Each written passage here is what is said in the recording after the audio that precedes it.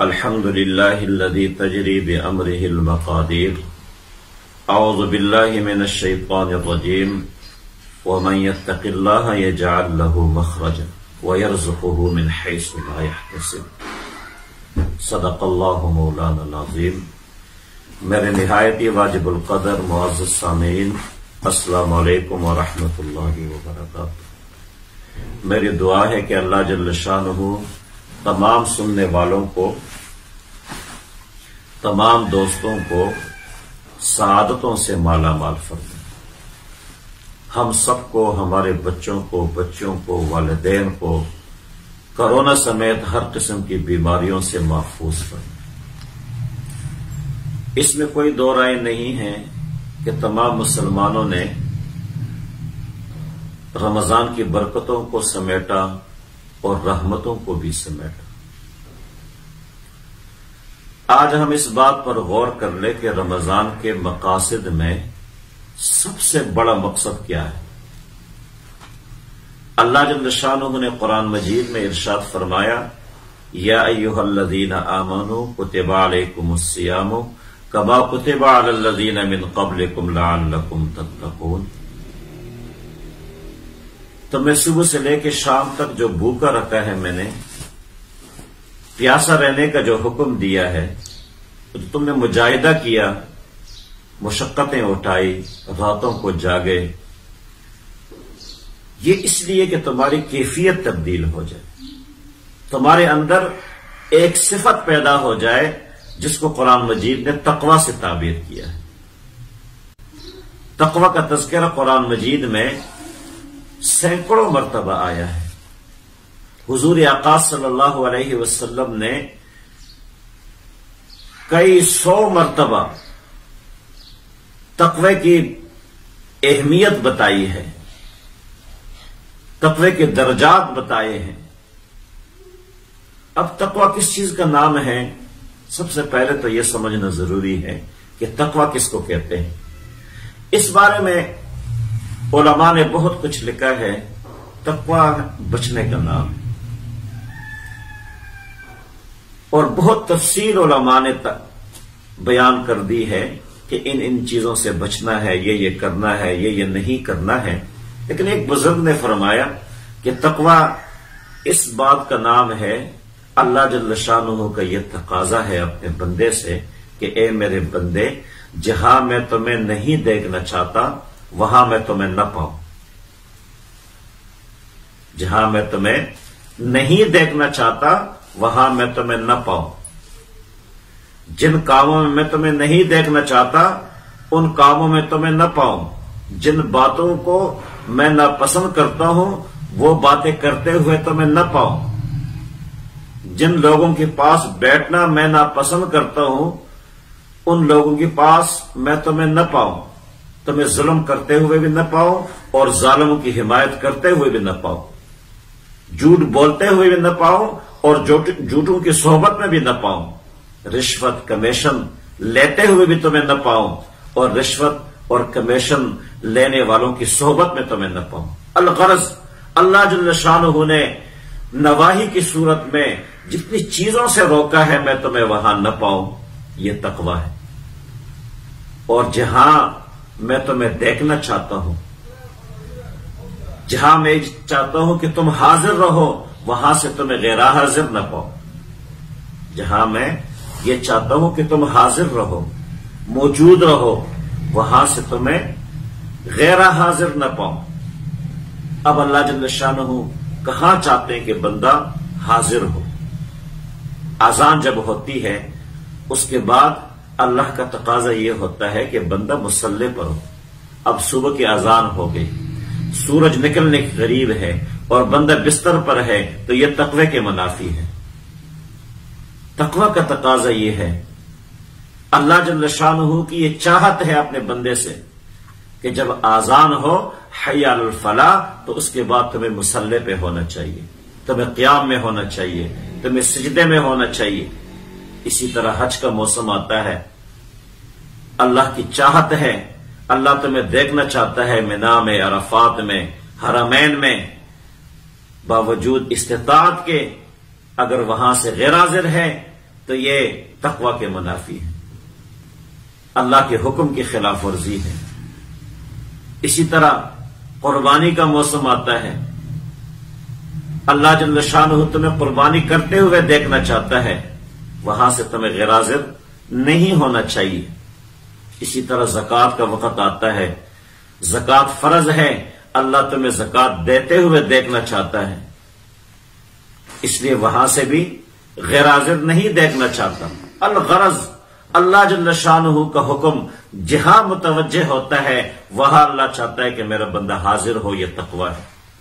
اور جہاں اللہ جل شانہ نے منع کیا، جن کاموں سے، جن باتوں سے، جن افعال سے، جن چیزوں سے، وہاں پہ اللہ جل شانہ اپنے بندے کو نہیں دیکھنا چاہتا، وہاں پہ موجود ہونا تقوی کے خلاف ہے، اور جہاں دیکھنا چاہتا ہے وہاں سے غیر حاضر ہونا یہ تقوی کے خلاف ہے۔ صحابہ رضی اللہ تعالیٰ عنہ اجمعین ایک مجلس میں موجود تھے، ایک صحابی نے عرض کیا، یہ جو ہم قرآن میں پڑھتے ہیں تقوی، اس کا کیا مطلب ہے؟ اللہ کا کیا حکم ہے؟ کیا منشا ہے اس لفظ سے؟ ابی بن کعب رضی اللہ تعالیٰ عنہ جو صحابہ میں سب سے بڑے قاری تھے، فرمایا کیا تمہارا گزر ایسے راستوں سے ہوا ہے جن راستوں میں دائیں بھی کانٹے ہوں بائیں بھی کانٹے ہوں؟ دیہاتوں میں آپ نے دیکھا ہوگا راستے بنے ہوتے ہیں، دائیں بھی باڑ لگا ہوتا ہے اور بائیں بھی باڑ لگا ہوتا ہے، تو وہاں سے لوگ بڑے مشکل سے گزرتے ہیں، اپنے کپڑوں کو بھی بچاتے ہیں۔ تو ابی بن کعب رضی اللہ تعالی نے فرمایا تم ایسے راستوں سے گزرے ہو؟ صحابہ نے عرض کیا اللہ ہم تو کئی بار گزرے ہیں، روزانہ ہمارا گزر ہوتا ہے۔ تو ابی بن کعب نے فرمایا پھر کیسے گزرتے ہو؟ صحابہ نے عرض کی کہ اپنے کپڑوں کو بھی بچاتے ہیں اور اپنے جسم کو بھی بچاتے ہیں، کہیں زخم نہ لگ جائے، کہیں کانٹا نہ لگ جائے، کپڑے کہیں پٹ نہ جائے۔ تو ابی بن کعب نے فرمایا فضا کا تقوی، اسی کا نام تقوی ہے کہ تم دنیا میں رہو اور دنیا میں تمہیں ہر قسم کے لوگوں سے واسطہ پڑے اور ہر قسم کے ماحول سے تمہیں پالا پڑے گا، گناہوں کا ماحول بھی ہوگا، نافرمانیوں کا ماحول بھی ہوگا، ظالم بھی اسی معاشرے کے حصہ ہوں گے، رشوت لینے والے بھی اسی معاشرے کا حصہ ہوں گے، کمیشن لینے والے بھی اسی معاشرے کا حصہ ہوں گے، جھوٹ بولنے والے بھی اسی معاشرے کا حصہ ہوں گے، دھوکہ اور فراڈ کرنے والے، منافقت کرنے والے بھی اسی معاشرے کا حصہ ہوں گے، لیکن تم نے اپنے دلوں کو ان معاشرے کے آثار سے محفوظ رکھنا ہے، اسی کا نام تقوی ہے۔ یہ تو کوئی کمال نہیں ہے کہ ایک بندے کو پاکیزہ ماحول مل جائے اور اس کو موقع ہی نہ ملے، دور دور تک گناہوں کے آثار بھی نہ ہو، یہ تو کوئی کمال نہیں ہے۔ اس لیے اللہ جل شانہ نے انسانوں کو فرشتوں پر عظمت دی ہے، فرشتوں پہ زیادہ مرتبہ دیا ہے، کیونکہ ان کے اندر ایک صفت ہے لا یعصون اللہ ما امرہم ویفعلون ما یؤمرون، جو ان کو حکم ہوتا ہے وہ کرتے ہیں، ان کے اندر گناہ کرنے کا مادہ ہی نہیں ہے۔ اور انسان دونوں چیزوں سے مرکب ہے، ان کے اندر گناہ کا مادہ بھی ہے، شیطان انسان کے رگوں میں دوڑ رہا ہوتا ہے، شیطان کی پوری کوشش ہوتی ہے کہ بندہ نافرمان ہو جائے، تقوی کی صفت اس کو نہ ملے، اور بندہ مجاہدہ کر کے شیطان کا مقابلہ کر کے اور کوشش کر کے جب تقوی حاصل کرتا ہے، اللہ جل شانہ نے اس صفت کی وجہ سے انسانوں کو فرشتوں پر عظمت دی ہے، مرتبہ دیا ہے۔ تو یہ کمال نہیں ہے کہ دور تک گناہ کے آثار نہ ہو، اسی معاشرے میں رہ کے بعض لوگوں کو یہ سوال ہوتا ہے کہ ہم کیسے بچیں؟ دائیں دیکھتے ہیں اللہ کی نافرمانی، بائیں دیکھتے ہیں اللہ کی نافرمانی، جس مجلس میں جاتے ہیں اللہ کی نافرمانی، جس جگہ جاتے ہیں اللہ کی نافرمانی، تو کیسے ہم تقوی اختیار کر لیں؟ یہی تو کمال ہے، یہی تو اللہ کی خوشنودی کا ذریعہ ہے، یہی تو اللہ کے قرب کا ذریعہ ہے کہ سارے ماحول میں رہتے ہوئے بھی تم اپنے دل کو گناہ کی آلودگیوں سے محفوظ ہو. یہ تقوی ہے. اور حضور آقا صلی اللہ علیہ وسلم نے ارشاد فرمایا کہ اللہ جل شانہ کسی کی صورت کو نہیں دیکھتا، کسی کے رہن سہن کو نہیں دیکھتا، کپڑوں کو نہیں دیکھتا، بلکہ اللہ جل شانہ بندے کے دل کو اور تقوی کو دیکھتا ہے. کون آدمی کتنا بڑا متقی ہے. اور اللہ جل شانہ نے قرآن مجید میں ارشاد فرمایا انا خلقناکم من ذکر و انثی وجعلناکم شعوبا وقبائل لتعارفوا ان اکرمکم عند اللہ اتقاکم. تمہیں قبیلوں میں نے تقسیم کر دیا. یہ کوئی عظمت کی باتیں نہیں ہیں، یہ کوئی مرتبے کی باتیں نہیں ہیں، یہ تو صرف آپس میں تعارف اور پہچان کے لیے ہے. اللہ کے ہاں مرتبے والا وہ ہے ان اکرمکم عند اللہ اتقاکم.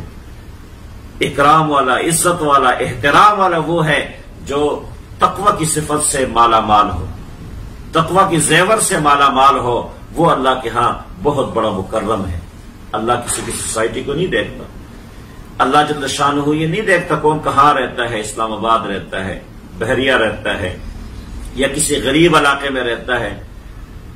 نہ کسی کے کپڑوں کو دیکھتا ہے، نہ کسی کی مال و دولت کو دیکھتا ہے، نہ کسی کی صورت کو دیکھتا ہے، اور نہ کسی کے دبدبے سے مرعوب ہوتا ہے.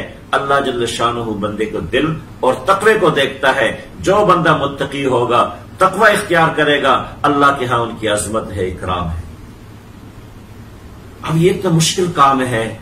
اللہ جل شانہ نے پورے سال میں ایک پورا مہینہ دیا ہے تقوی اختیار کرنے کے لیے، تقوی کی صفت پیدا کرنے کے لیے، تقوی کی کیفیت پیدا کرنے کے لیے پورا مہینہ دیا. راتوں کو جاگنے کا حکم دیا، دن کو بھوکا اور پیاسا رہنے کا حکم دیا. اتنا مشکل کام، اس پہ ملے گا کیا؟ اس پہ ہمیں کیا ملے گا؟ بہت کچھ ملتا ہے اس دنیا میں بھی اور مرنے کے بعد. اس دنیا میں بھی بہت کچھ ملتا ہے اور مرنے کے بعد بھی بہت کچھ ملتا ہے. اللہ کا وعدہ ہے، اللہ جل شانہ کا بندے کے ساتھ وعدہ ہے. پہلا وعدہ کیا ہے؟ یا ایھا الذین آمنوا ان تتقوا اللہ یجعل لکم فرقانا. جب کوئی بندہ تقوی اختیار کرتا ہے، تقوی اپنے دل کو دنیا کی آلودگیوں سے پاک رکھتا ہے. جہاں اللہ نہیں چاہتا وہاں نہیں ہوتا ہے، وہاں نہیں جاتا ہے، وہ کام نہیں کرتا. اور جہاں اللہ چاہتا ہے وہاں حاضر رہتا ہے، لبیک کہتے ہوئے حاضر رہتا ہے، اور اس کیفیت کی نگرانی بھی کرتا ہے. جس طرح ہم اپنے مال اور دولت کی نگرانی کرتے ہیں، اسی طرح انسان اپنی باطنی کیفیات کی نگرانی کرے. کیونکہ کچھ چیزیں تو نظر آتی ہیں. اگر کوئی جھوٹ بولتا ہے، جھوٹ نظر آ جاتا ہے. دھوکہ فراڈ کرتا ہے، لوگوں کو معلوم ہو جاتا ہے. رشوت اور کمیشن لیتا ہے، لوگ دیکھ لیتے ہیں. لیکن بہت ساری صفات ایسی ہیں، بہت ساری خرابیاں ایسی ہیں جو بندوں کو نظر نہیں آتی. اور اللہ جل شانہ ان اللہ یعلم، اللہ جل شانہ عام کی خیانت کو بھی جانتا ہے. ان اللہ جل شانہ فرماتا ہے کہ میں تمہارے عام کی خیانت کو جانتا ہوں. ان اللہ یعلم خائنۃ الاعین وما تخفی الصدور.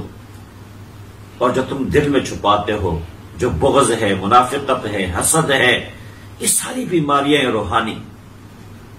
جس طرح ہم اپنی جسمانی بیماریوں کا علاج کرتے ہیں، اور اگر علاج نہ کرے جسم بگڑ جاتا ہے، بندہ مر جاتا ہے، بدبو شروع ہو جاتی ہے. اسی طرح یہ روحانی بیماریاں ہیں. حسد ہے، بغض ہے، بخیلی ہے. یہ ساری چیزیں ہیں جو نظر آنے والی نہیں ہیں، لیکن اس سے انسان کی روح اور اسی طرح انسان کا دل مر جاتا ہے. وہ کل انعام ہو جاتا ہے. ایسے لوگوں کو اللہ جل شانہ نے کل انعام کہا ہے. لہم قلوب لا یفقہون بہا ولہم اعین لا یبصرون بہا ولہم آذان لا یسمعون بہا. آنکھوں کے ہوتے ہوئے بھی وہ اندھے ہیں، دل کے ہوتے ہوئے بھی جب شعور نہیں ہے، تمیز نہیں ہے اچھائی برائی کا، تو اللہ نے فرمایا کہ یہ کل انعام ہے، یہ کہ حیوانوں کی طرح ہے. یہ تو چلتے پھرتے مردہ ہیں، ان کی روح میں جان نہیں ہے. اس لیے اللہ جل شانہ نے ایسے لوگوں کو حیوان سے تعبیر کیا ہے. تو نگرانی کرے، اس صفت کی نگرانی کرے، اس صفت کی ابتدا کرے، حصول کے لیے جدوجہد کرے. رمضان سے ہم نے جدوجہد شروع کی ہے، اس جدوجہد کو ہم جاری رکھیں، اس صفت کو پیدا کریں. اور کم سے کم اگر ہم دن رات میں صرف 5 نمازوں میں یہ صفت پیدا کر لیں کہ ہمارے درمیان اور اللہ کے درمیان کوئی حائل نہ ہو. تقویٰ کا مطلب یہ ہے کہ ہر وقت شعوری طور پر اس بات کا ادراک کرنا کہ اللہ مجھے دیکھ رہا ہے، میرے دل کی باتوں کو بھی سن رہا ہے، میری سوچوں کو بھی دیکھ رہا ہے، میرے ارادوں سے بھی باخبر ہے. شعوری طور پر ہم اس ادراک کو اور شعوری طور پر ہم اس بات کو جان لیں اور یہ صفت اپنے اندر پیدا کر لیں اور یہ نظریہ پیدا کر لیں کہ اللہ جل شانہ سب کچھ دیکھ رہا ہے. تو صرف نمازوں میں ہم یہ صفت پیدا کر لیں کہ بندے اور اللہ کے درمیان کوئی اور چیز حائل نہ ہو. یہ کوئی آسان کام نہیں ہے. جس جگہ ہم آج کھڑے ہیں نا، بہت مشکل کام ہے. ہم اپنی نمازوں کو بھی ایسے نہیں کر سکتے، بلکہ ہم نمازوں میں بھی سوچتے ہیں، دائیں سوچتے ہیں، بائیں سوچتے ہیں. نمازوں میں بھی منافقت کی باتیں سوچتے ہیں، نافرمانی کی باتیں سوچتے ہیں. عام دنوں کو تو چھوڑ دیں. اگر صرف ہم دن رات میں 5 نمازوں میں یہ کیفیت پیدا کر لے کہ میرے اور رب کے درمیان کوئی اور چیز حائل نہ ہو، کوئی سوچ فکر، کوئی رائے کے دانے کے برابر کوئی چیز حائل نہ ہو، دن رات میں 5 نمازوں میں یہ صفت پیدا کر لے تو انشاءاللہ العزیز رفتہ رفتہ یہ وقت بڑھتا جائے گا. ایک تو ابتدا ہے جس کو اللہ جل شانہ نے کل انعام سے تعبیر کیا کہ دل مردہ ہے، روح میں جان نہیں ہے. اور کچھ یہ ہے کہ درمیان میں رہتے ہیں، کبھی نافرمانی ہو جاتی ہے، کبھی اللہ کو یاد کرتے ہیں، کبھی نہیں کرتے ہیں، کبھی ڈرتے ہیں، کبھی نہیں ڈرتے ہیں. جہاں مرضی ہو مان لیتے ہیں، جہاں مرضی ہو نہیں مان لیتے. اور ایک فنا فی اللہ کی کیفیت ہے. جب یہاں سے ہم ابتدا کریں گے، یہ صفت آپ نے اندر پیدا کریں گے، یہ کیفیت آپ نے اوپر طاری کریں گے. پہلے نمازوں میں صرف کہ نمازوں میں یہ کیفیت پیدا کر لے کہ رب اور بندے کے درمیان کوئی اور چیز حائل نہ ہو، کوئی ایسی سوچ نہ آئے، کوئی ایسی فکر نہ آئے. پھر رفتہ رفتہ یہ کیفیت بڑھتی جائے گی، وقت بڑھتا جائے گا، 5 نمازوں سے آگے نکلیں گے اور ایک وقت فنا فی اللہ کا آ جاتا ہے کہ پوری طریقے سے بندہ شعوری طور پر اس بات کا ادراک کر لیتا ہے کہ اللہ میرے ساتھ ہے، اللہ مجھے دیکھ رہا ہے اور میرے ایک ایک بات سے اور میرے دل میں آنے والی ہر سوچ سے وہ باخبر ہے. اور اس کو یہی حکم ہے کہ میں ایسے رہوں کہ اللہ کی کوئی نافرمانی نہ کروں. اس کو فنا فی اللہ کہتے ہیں. اور یہ مرتبہ اعلیٰ ترین درجہ ہے، اعلیٰ ترین مرتبہ ہے تقوی کا. بندوں کے لیے فرمایا کہ میں ایسے بندے کے لیے آنکھ بن جاتا ہوں، ہاتھ بن جاتا ہوں، کان بن جاتا ہوں. پھر کبھی وہ ہاتھ نہیں اٹھتے ایسی جگہ پر جہاں اللہ کی نافرمانی ہو، جہاں اللہ کی ناراضگی ہو. پھر وہ آنکھیں ایسی جگہ نہیں اٹھتی ہیں جہاں اللہ کی نافرمانی ہو. وہ قدم اٹھ کے وہاں نہیں جاتے جہاں اللہ جل شانہ کی نافرمانی ہو. جب فنا فی اللہ کی کیفیت پیدا ہو جائے، اور یہی مطلوب ہے، یہی اللہ کا تقاضا ہے اپنے بندے سے کہ جس طرح میں نے تمہیں دنیا میں بھیجا تھا پاکیزہ روح کے ساتھ، ہر چیز کی آمیزش سے یہ روح پاک، 14 سال تک 12 سال تک یہ روح بالکل پاکیزہ تھی. اللہ کا تقاضا ہے کہ جب تم اس روح کو میری طرف لوٹاؤ تو اسی طرح پاک ہونا چاہیے جس طرح میں نے تمہیں دنیا میں پاک کر کے بھیجا تھا. یہ اللہ کا تقاضا ہے. اس لیے اللہ جل شانہ نے ایسے بندے کے بارے میں فرمایا، ایسے نفس کے بارے میں فرمایا ایھا النفس المطمئنہ. یہ نفس مطمئنہ ہے کہ جس طرح اللہ نے روح دی تھی، تمہیں دنیا میں بھیجا تھا، پاکیزہ روح، اس میں کسی چیز کی آمیزش نہیں تھی، جھوٹ، فراڈ، دھوکہ، منافقت، کسی چیز کی آمیزش نہیں تھی. پھر جب اللہ جل شانہ کی طرف ہم یہ روح لوٹائے تو اسی طرح یہ روح پاکیزہ ہونا چاہیے، اس میں کسی چیز کی آمیزش نہ ہو. حسد کی نہ ہو، بغض کی نہ ہو، منافقت کی نہ ہو، فراڈ کی نہ ہو، رشوت اور کمیشن کی نہ ہو، ظلم کی نہ ہو، عجب کی نہ ہو، تکبر کی نہ ہو، ساری امیزشوں سے یہ روح پاک ہو اور ہم اللہ کی طرف لوٹائے. تو اللہ جل شانہ نے ایسے بندے کے بارے میں فرمایا یا ایتھا النفس المطمئنہ ارجعی الی ربک راضیۃ مرضیہ فادخلی فی عبادی وادخلی جنتی. یہ تقوی کی اعلیٰ ترین صفت ہے، فنا فی اللہ. اور اللہ جل شانہ ایسے بندوں کے لیے ہاتھ بن جاتا ہے، آنکھ اور کان، ان کی حفاظت ہوتی ہے. یا ایھا الذین آمنوا ان تتقوا اللہ یجعل لکم فرقانا. جب بندہ تقوی اختیار کرتا ہے تو اس صفت سے اللہ جل شانہ بندے کو نواز لیتے ہیں، ایک روشنی عطا فرماتے ہیں اللہ. بندہ اس کے ذریعے دیکھ لیتا ہے کہ یہ کام کرنا ہے یہ نہیں کرنا ہے، اس میں اللہ کی خوشنودی ہے، اس میں اللہ کی ناراضگی ہے. اللہ والے دیکھ لیتے ہیں. الا ان اولیاء اللہ لا خوف علیہم ولا هم یحزنون. آگے اللہ نے کیا فرمایا؟ الذین آمنوا وکانوا یتقون فرمایا. کوئی اللہ کا ولی ایسا نہیں بن سکتا دربار میں بیٹھ گیا، باپ ولی تھا تو بیٹا بھی ولی بن گیا. نذرانے مل سکتے ہیں، ساری چیزیں ہو سکتی ہیں، لیکن ولایت کے لیے جو شرط ہے وہ تقوی ہے. الذین آمنوا وکانوا یتقون، ایمان کے بعد تقوی شرط ہے. اس کے بغیر کوئی اللہ والا نہیں بن سکتا. اور جب اللہ جل شانہ سے کوئی آدمی ڈرے، خوف پیدا کرے، تقوی اختیار کر لے، اور جس طرح میں نے عرض کر دیا جہاں اللہ چاہتا ہے کہ بندہ حاضر ہو وہاں حاضر رہے، اور جہاں اللہ نہیں چاہتا کہ میں تمہیں دیکھوں وہاں بندہ نہ جائے، یہ صفت پیدا کر لے، پھر اللہ جل شانہ بندے کو ایک روشنی عطا فرماتا ہے، ایک صفت عطا فرماتا ہے، ایک کیفیت اب بندے پہ طاری کرتا ہے کہ جس کے ذریعے انسان دیکھ لیتا ہے کہ میں نے یہ کام کرنا ہے، یہ حرام ہے، یہ حلال ہے. ویسے تو میں ہزاروں مثالیں پیش کر سکتا ہوں، خیر القرون کی بھی اور اسی طرح درمیانے زمانے کی بھی، لیکن قریب ترین زمانے میں ہمارے ایک بزرگ گزرے ہیں مولانا احمد علی لاہوری رحمۃ اللہ علیہ. اس کے سامنے کوئی چیز آتی تو اس کو پتہ لگ جاتا کہ یہ حرام کی یا حلال کی. یہ تقوی کے برکات ہیں کہ جب کوئی بندہ تقوی اختیار کرتا ہے تو اس کے سامنے کوئی چیز ہو اس کو پتہ لگ جاتا ہے یہ حرام ہے یا حلال ہے. اسی طرح بندوں کی پہچان بھی ہو جاتی ہے کہ یہ بندہ تقوی کی برکتیں ہیں. اور دنیا میں کیا ملتا ہے ذرا یہ دیکھیں کہ تقوی اختیار مشکل عمل ہے، مشکل عمل ہے، تو دنیا میں کیا ملتا ہے؟ اللہ جل شانہ فرماتے ہیں وَمَن يَتَّقِ اللَّهَ يَجْعَل لَّهُ مَخْرَجًا وَيَرْزُقْهُ مِنْ حَيْثُ لَا يَحْتَسِبُ. جو آدمی اللہ سے ڈرے اور تقوی اختیار کر لے، وَمَن يَتَّقِ اللَّهَ يَجْعَل لَّهُ مَخْرَجًا، اللہ جل شانہ اس کے لیے راستے کھول دیتے.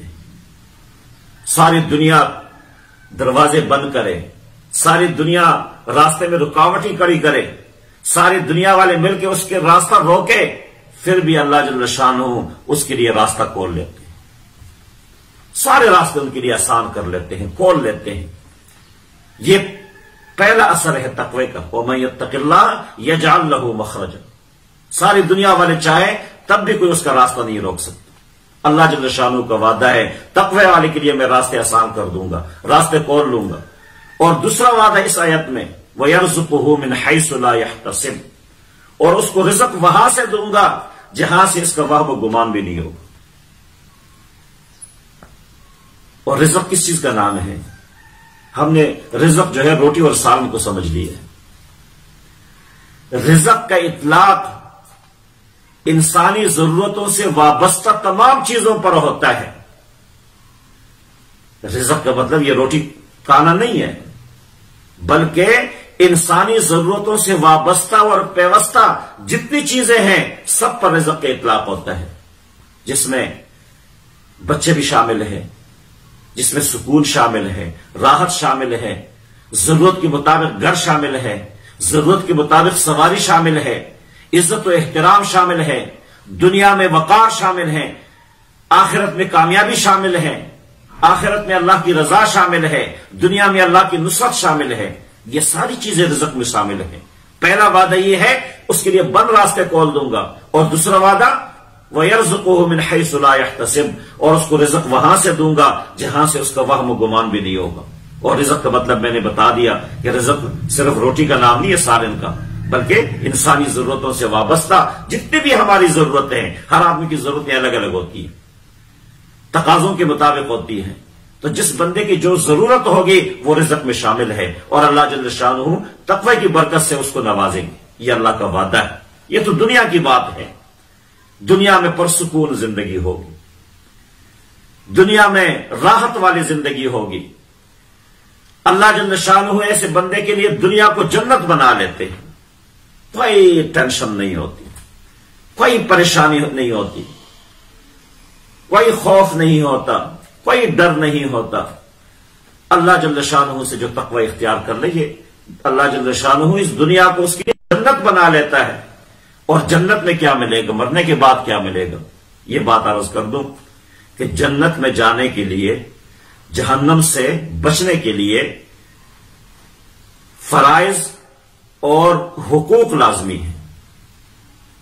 جس طرح ایک راس المال ہوتا ہے، راس المال ایک اس کا منافع ہوتا ہے، یہ جو نوافل ہے، صدقات ہے، خیرات ہے، جو باقی اچھائیاں ہیں، یہ ساری ٹھیک ہے، لیکن اس کا جنت سے کوئی تعلق نہیں ہے، جنت کے دروازے تک اس کا کوئی تعلق نہیں ہے۔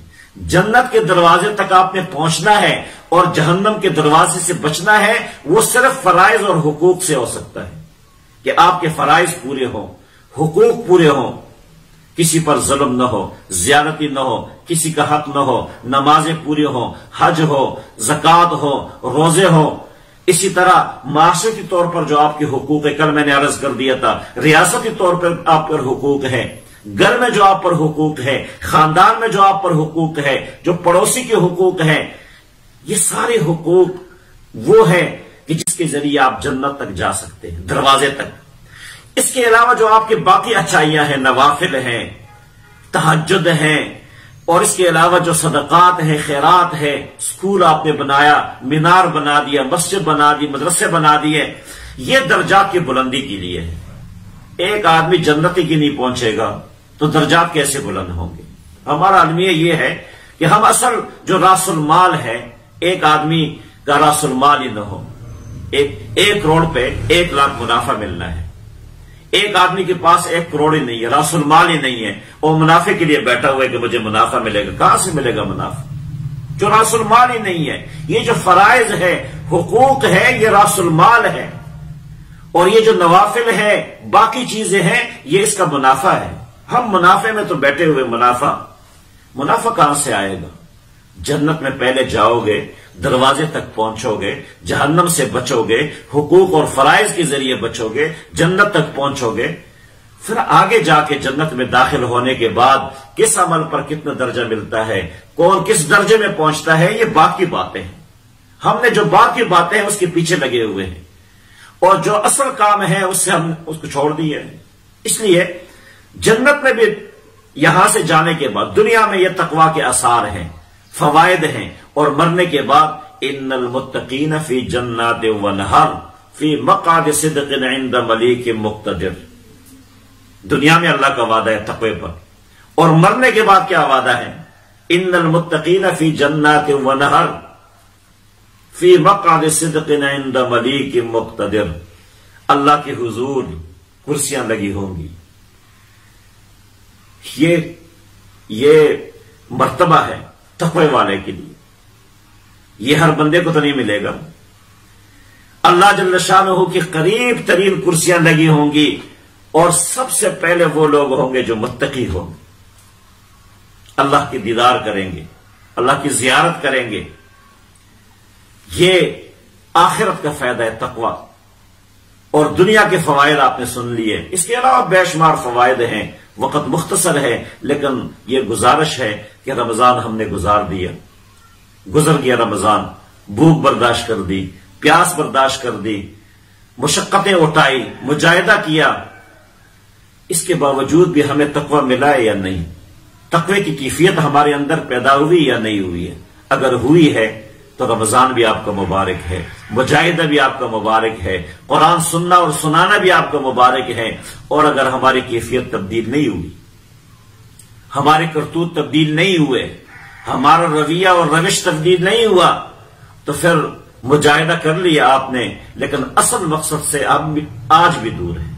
اگر ہمارے اندر تبدیلی نہیں آئی، ہماری کیفیت تبدیل نہیں ہوئی، تو پھر ہم رمضان کا جو اصل مقصد ہے اس سے اب بھی دور ہے، اور اس کے حصول کے لیے ہمیں کوشش کرنا چاہیے، ابتدا کرنے چاہیے۔ اس کے بغیر ہماری نجات نہیں، سچی بات ہے۔ اس کے بغیر اللہ جل شانہ کی خوشنودی نہیں ہے، اس کے بغیر کامیابی نہیں ہے، نہ دنیا میں ہے نہ آخرت میں ہے۔ اس لیے ہمیں کوشش کرنی چاہیے، قدم بڑھانا چاہیے، آہستہ آہستہ اللہ کا قرب حاصل کرنا چاہیے ہمیں۔ جزاکم اللہ خیرن، احسن الجزاء، حافظ محمد اقبال، الحرمین قرآن کمپلیکس، محلہ حافظ آباد، گجر خان۔